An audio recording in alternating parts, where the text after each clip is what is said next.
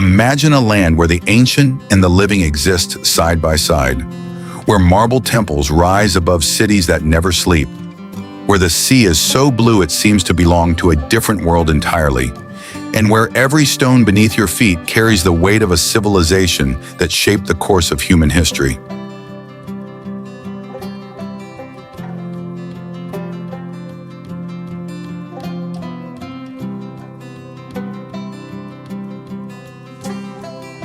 Greece is not just a destination, it is a feeling. The warmth of the sun on whitewashed walls, the smell of salt and oregano carried on the Aegean wind, the sound of waves meeting limestone cliffs at the edge of islands that have been inhabited since before memory began. From the heights of the Acropolis looking out over Athens to the caldera waters of Santorini glowing at sunset, from the ancient theater of Epidaurus where the air itself seems to carry sound differently to the monasteries of Meteora, rising impossibly from their rock towers above the Thessalian plain, every corner of this country offers something that stops you completely. Not for a moment, for longer than that, for the kind of pause that changes the way you see everything that comes after.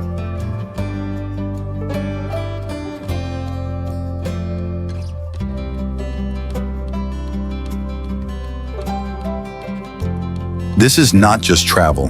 This is a journey through the place where the Western world began, and where, after everything, it still lives and breathes and moves in the light of a sun that has been shining on these hills for 3,000 years. This is your journey through the unforgettable beauty of Greece.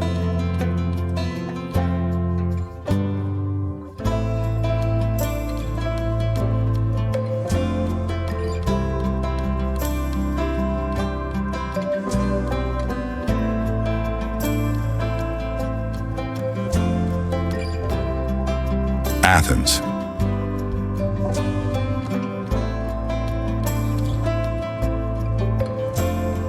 Our journey begins in Athens, a city that carries the weight of 25 centuries on its shoulders and moves through its days as though that weight is simply part of what it means to be alive.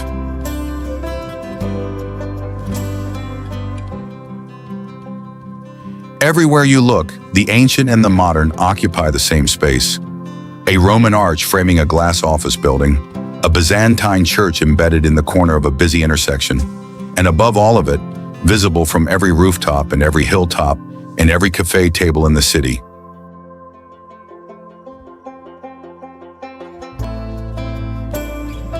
The Acropolis rises 156 meters above the city below, and the Parthenon at its summit has been standing there for 2,500 years.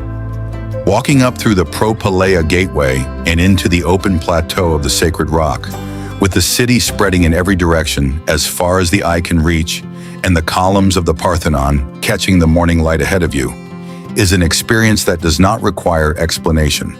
It simply arrives and settles into you and does not leave.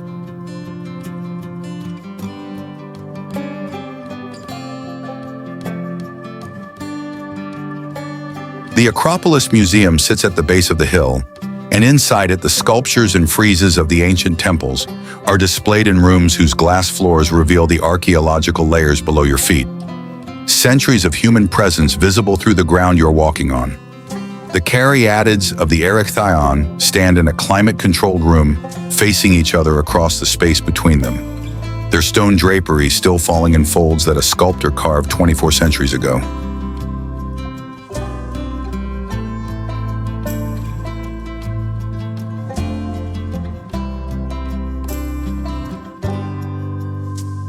Below the Acropolis, the Monastiraki neighborhood fills its streets with the noise and color of a city that has never stopped living. The flea market sprawls across the square.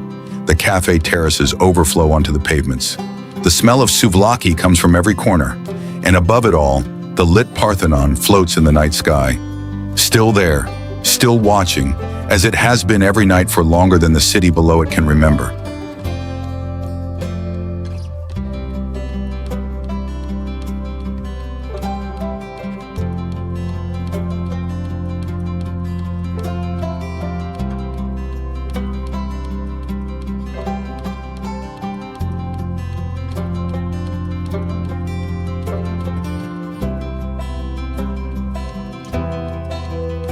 Santorini.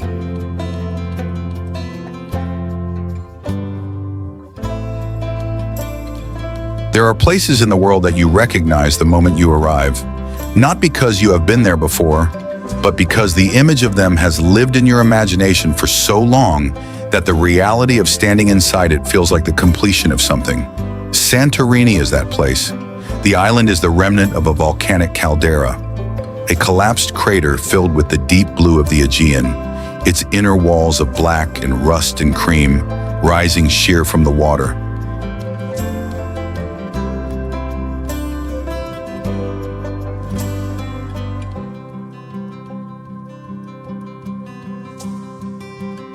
The whitewashed villages of Feta and Oia clinging to the rim above. From a boat in the caldera, looking up at the cliff face with the villages balanced at its edge against the sky, the scale of it is difficult to process. From the rim, looking down at the water 300 meters below, and the volcanic islands at the center of the caldera, and the sea stretching to the horizon beyond, the world opens in every direction simultaneously.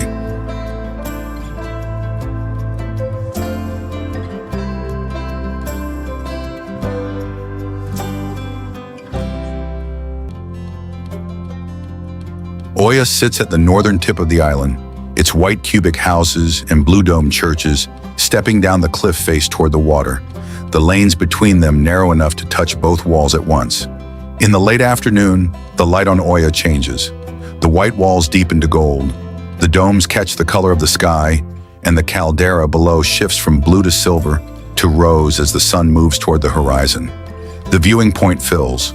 The light does what it does. And then it is gone, and the village exhales, and the stars appear above the caldera one by one.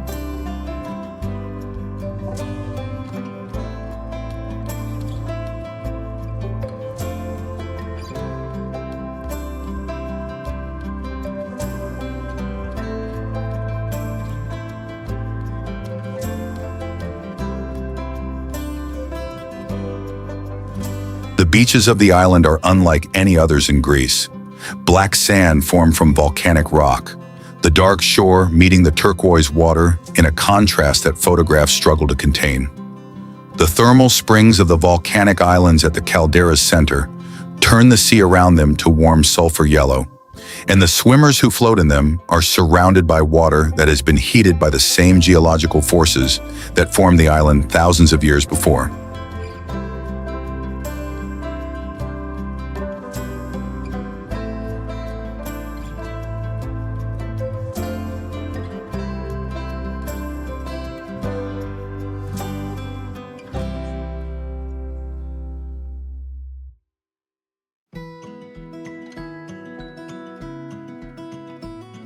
Crete.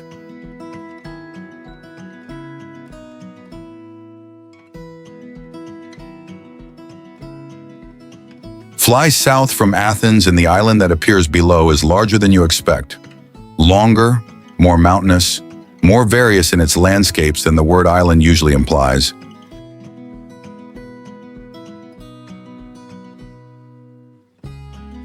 Crete is the largest Greek island and the most self-sufficient, a place with its own dialect and its own cuisine, and its own fierce and deeply particular sense of what it means to be from here.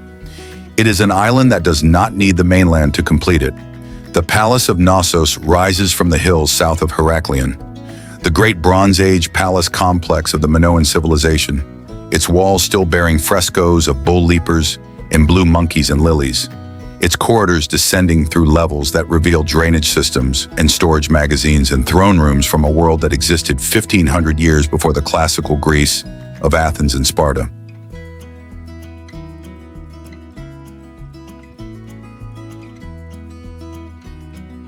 Walking through the palace complex in the morning, before the heat builds and the tour groups arrive, is to move through a place where time does not feel linear. The past is not behind you. It is beneath your feet and on the walls beside you and in the air around you.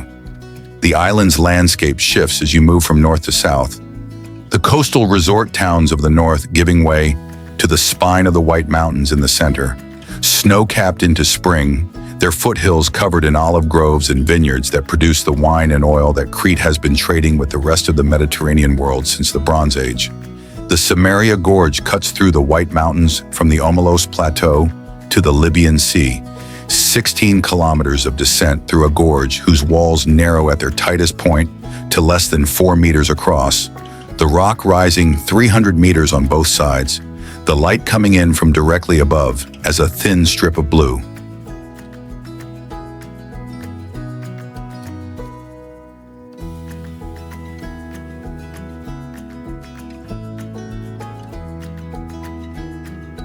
The villages of the Cretan interior, stone houses, cafeneans where the old men play tavli under the plane trees, goat bells on the hillsides above, feel continuous with a way of life that has not changed in its essentials for generations. The food on the table in those villages, olive oil pressed from trees planted by the grandfather's grandfather, cheese from the sheep on the hill above the house, vegetables from the garden below it, is the Mediterranean diet not as a wellness concept but as a lived reality, the way a specific landscape feeds the people who have inhabited it long enough to understand what it gives.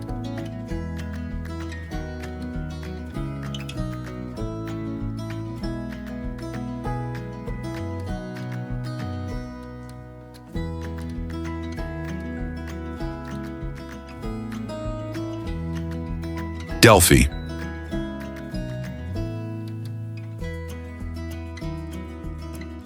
Drive northwest from Athens into the mountains of Phocis, and the landscape changes completely.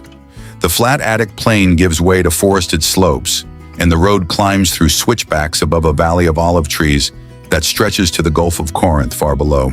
And then the rocks called the Phaedrides, the shining ones, appear above the road, two cliffs of pale limestone rising from the mountain face, and between them the ancient ruins of Delphi cling to the slope, as they have since the sanctuary was first established here 3,000 years ago.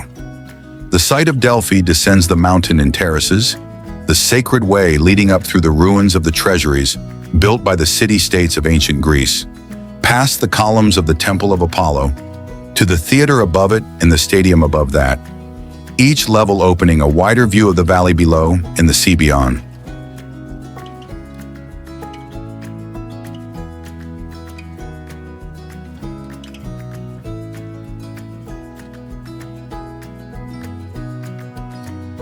The scale of the sanctuary and the scale of the landscape it occupies makes immediate the question of why the ancient Greeks chose this particular place above all others as the center of their world. Standing here, with the Phaedriades rising above and the valley falling away below, the question answers itself. The Tholos, the circular temple at the sanctuary of Athena Pranaya, below the main site, stands in the olive grove with 3 of its original columns restored, the surrounding drums of fallen columns lying in the grass around it.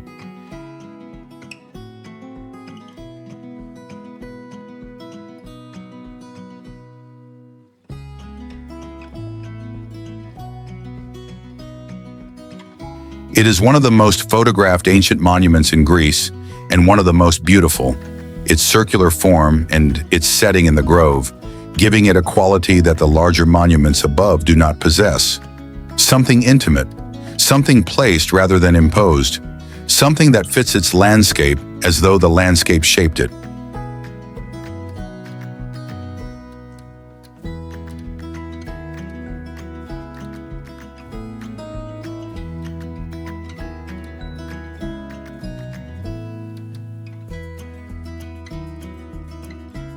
Meteora.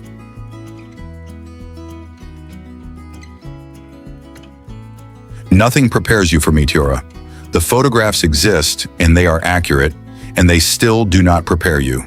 Because the thing that the photographs cannot convey is the scale, the sheer vertical height of the rock towers, the improbability of the monasteries balanced on their summits, the sense that what you are looking at cannot be a thing that exists in the ordinary world, and yet is plainly, undeniably there.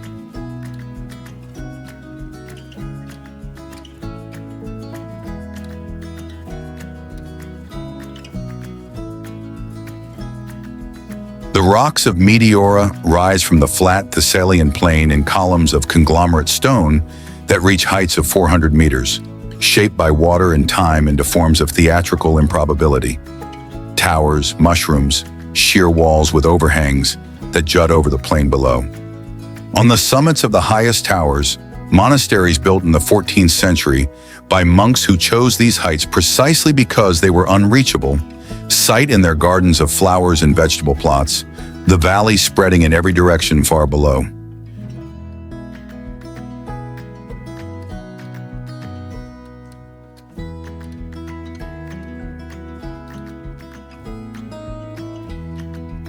Six monasteries survive and remain active. The largest, the Great Meteoron, occupies the summit of the highest rock in the complex, its church frescoes dating to the 16th century, its views extending across the entire Thessalian plain to the mountains on every horizon. The approach to each monastery involves a staircase cut into the rock face, some of them hundreds of steps, some of them exposed, all of them leading upward toward a place that feels like it was built at the edge of the possible.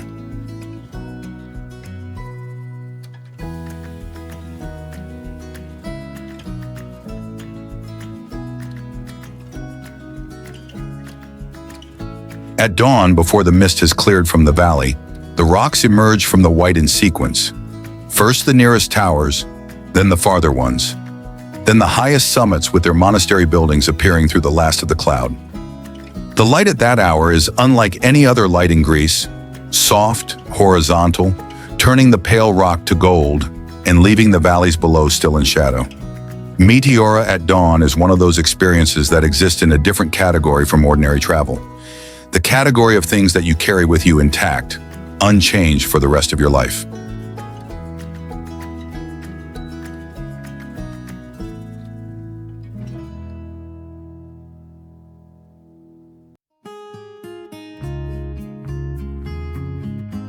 The Cyclades.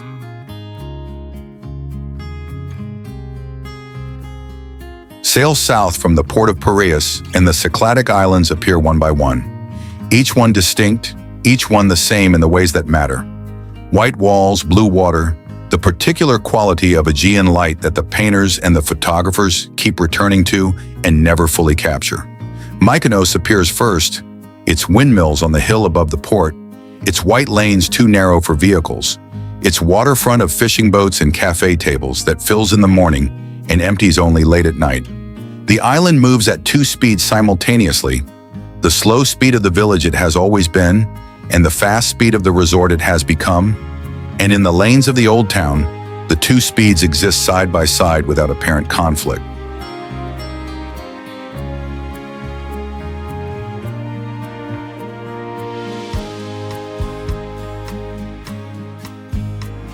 Paros and Naxos lie further south.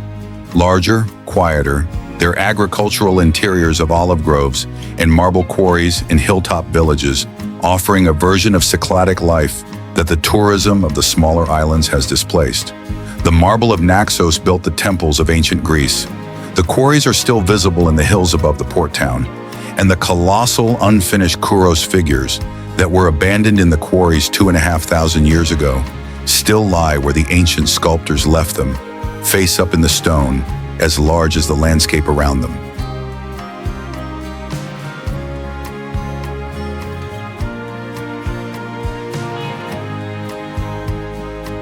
Milos sits to the southwest, a volcanic island whose coastline is formed of colored rock formations that the geological forces of its formation have left in shapes and colors found nowhere else in the Cyclades. The Sarakinico Beach, its white pumice rock sculpted by the sea into smooth rounded forms above a turquoise cove, photographs as an alien landscape and feels like one.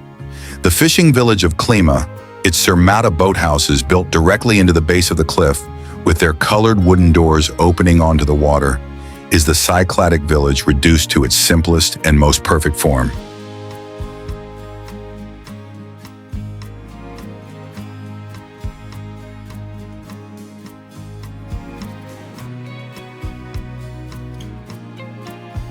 The Peloponnese.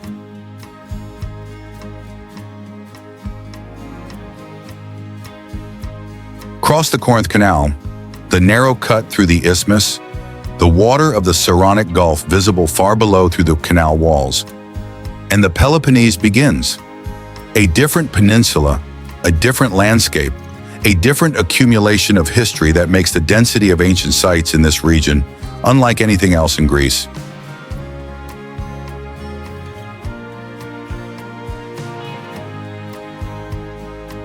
Epidaurus sits in a valley of pine trees in the northeastern Peloponnese, the ancient sanctuary of Asclepius, where the sick came from across the Greek world seeking healing, and where the theater built for the sanctuary's festivals in the 4th century BC survives in a state of preservation that makes it the finest ancient theater in existence.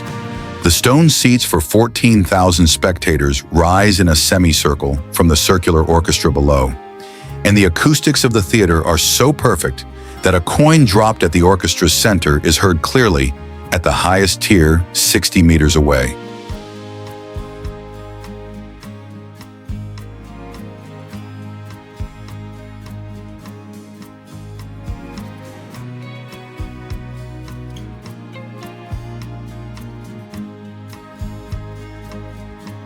The theater is used for performances to this day.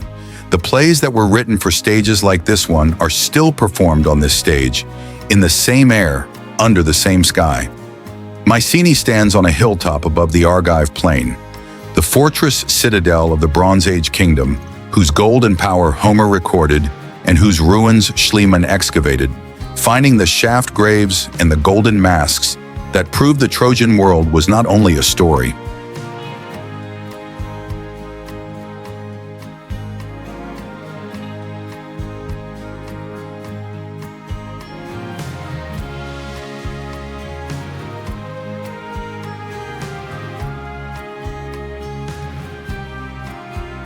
The Lion Gate, its massive lintel carved with 2 heraldic lions flanking a central column, guards the entrance to the citadel as it has for 33 centuries.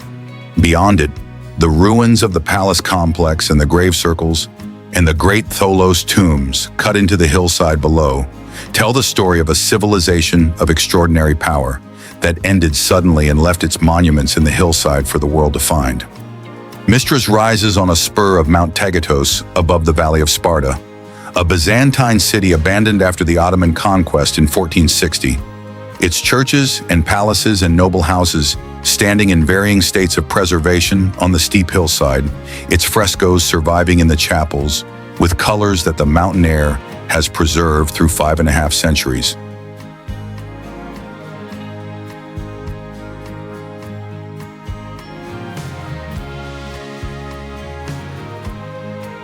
Walking the steep lanes of Mystras between the churches and the ruins of the palace above, with the valley of the Eurotas spreading below and the peak of Tagatos rising behind, is to move through a city that time stopped mid-sentence and left to the light and the wind.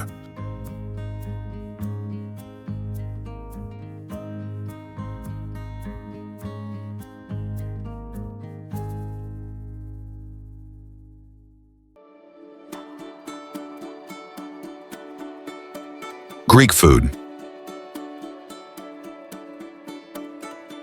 The food of Greece arrives simply and tastes of the place that made it. This is not a cuisine built on technique or on elaboration. It is a cuisine built on the quality of what the land and the sea produce, and on the understanding that the best thing a cook can do with an ingredient of genuine quality is to interfere with it as little as possible.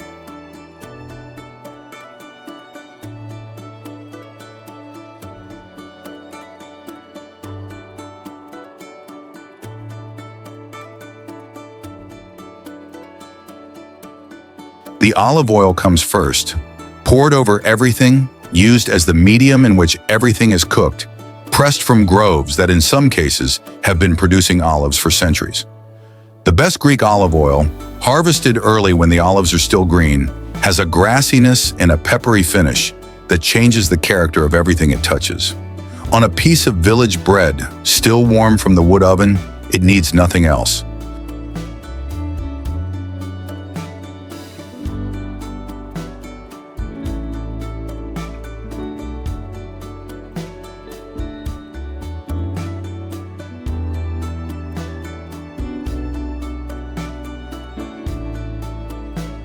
The tomatoes of the Greek summer, ripened on the vine in volcanic heat, their flesh dense and sweet in a way that the word tomato in most other contexts does not prepare you for, are the foundation of the horiatiki, the village salad. Tomato, cucumber, green pepper, red onion, Kalamata olives, and a thick slab of feta laid across the top, dressed only with olive oil and dried oregano. Made with those tomatoes at the peak of the season, eaten at a table by the sea, it is one of the finest things available to eat in the world. The seafood comes from the same water you're looking at. The octopus hanging on the line outside the taverna in the morning will be on the grill by evening, served charred and tender with a squeeze of lemon and a glass of ouzo that clouds white when the ice is added.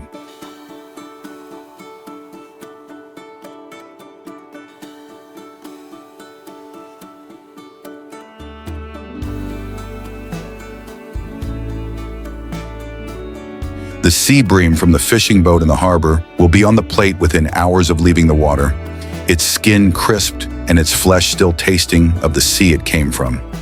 At the waterside tavernas of the islands and the ports, the menu changes with what arrived that morning and what the garden produced that day, and the simplicity of the result is the most sophisticated thing about it.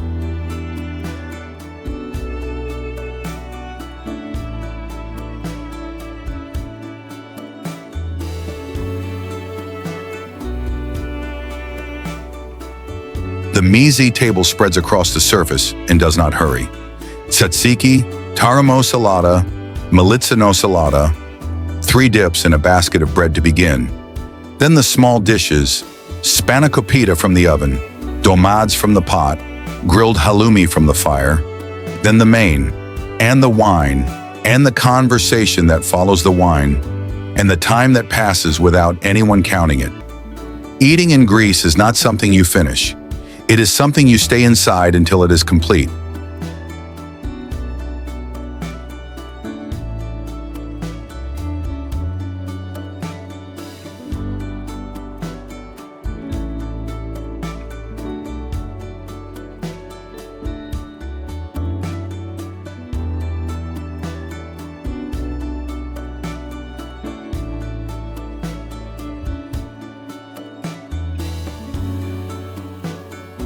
Greece is not just a country you visit, it is a country that stays with you.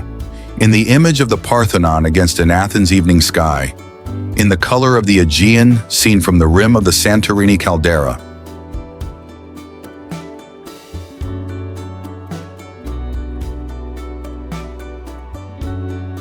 in the silence of the theater at Epidaurus, where the air still carries sound as though the plays have not quite finished, in the taste of olive oil on warm bread at a table by the sea, from the marble columns of Athens to the whitewashed lanes of the Cyclades, from the Bronze Age citadel of Mycenae to the monastery gardens of Meteora, from the gorges of Crete to the fishing harbors of the Peloponnese coast, every place in this country gives you something that cannot be found anywhere else.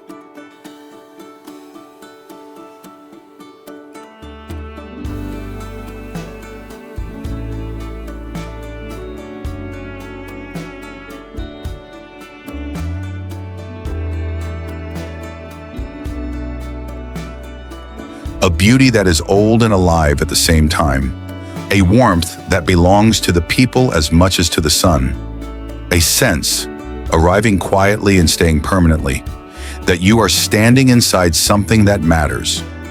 Greece reminds us that the most important journeys are not always the ones that take you the furthest from home. Sometimes they are the ones that bring you closest to the world as it was first imagined, beautiful, generous, and full of light.